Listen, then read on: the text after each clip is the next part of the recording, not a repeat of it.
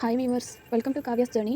ஆரி embroidery கிளாஸில் day 9 என்ன பார்க்க போகிறோன்னா, ஃபஸ்ட்டு வீடியோவில் நார்மலான செயின் ஸ்டிச் எப்படி பார்த்தோமோ அதே மாதிரி இப்போ போட போகிறது வந்து பேக் செயின் ஸ்டிச். இந்த ஸ்டிச்சஸில் ஒரே ஒரு குட்டி லாக் ஸ்டிச் மட்டும்தான் நம்ம டிஃப்ரென்ஸ் பார்க்க போகிறோம்.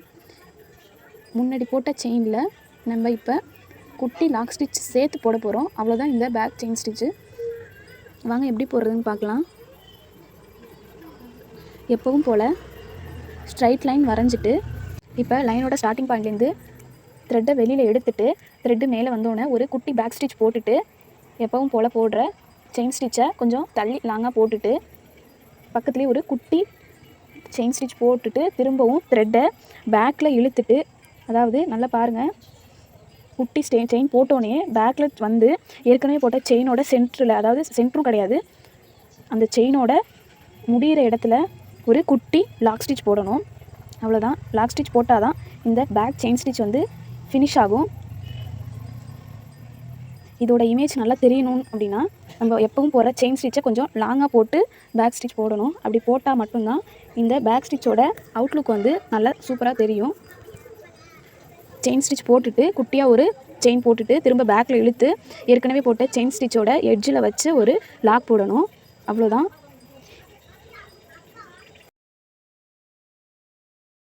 நீடியில் எப்போவுமே ரொம்ப ரொட்டேட் பண்ணிகிட்டே இருக்கக்கூடாது. அப்படி பண்ணோன்னா ஜரி த்ரெட் வந்து திரும்பிக்கிட்டே இருக்கும். ரொட்டேட் அதிகமாக இருந்துச்சுன்னா செயின் அவ்வளோ அழகாக தெரியாது.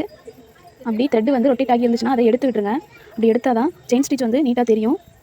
நார்மலாக போகிற செயின் ஸ்டிச்சை போட்டுட்டு பக்கத்துலேயே மேலே ஒரு குட்டி செயின் போட்டுட்டு திரும்பவும் ஏற்கனவே போட்ட செயின் ஸ்டிச், அதாவது லாங் செயின் ஸ்டிச்சோட முடிகிற இடத்துல ஒரு குட்டி லாக் ஸ்டிச் போடணும். அவ்வளோதான் இந்த பேக் செயின் ஸ்டிச்சு.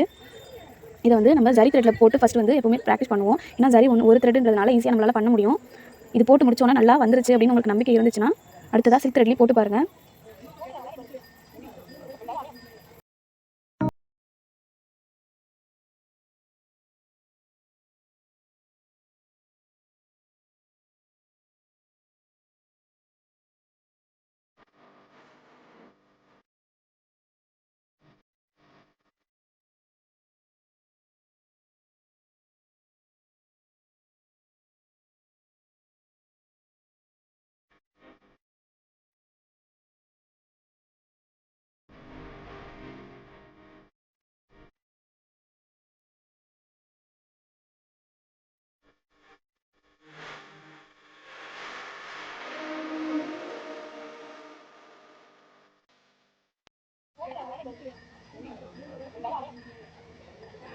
இப்போ போட்ட ஸ்டிச் தான், அதை நான் சில்க் த்ரெட்டில் இப்போ போடுறேன்.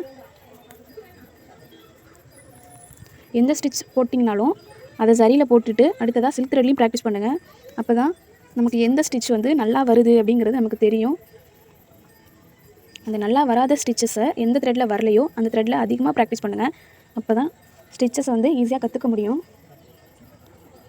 இப்போ ஏற்கனவே போட்ட ஸ்டிச் தான் பேக் செயின் ஸ்டிச்சை சில்க் த்ரெட்டில் எப்படி போட்டோமோ செயின் போட்டுட்டு பக்கத்துலேயே ஒரு குட்டி செயின் போட்டுட்டு திரும்ப நீடியில் வந்து பேக்கில் கொண்டு வந்து சென்டரில், அதாவது ஏற்கனவே போட்ட செயின் ஸ்டிச்சோட எட்ஜில் குட்டி லாக் ஸ்டிச் போடணும்.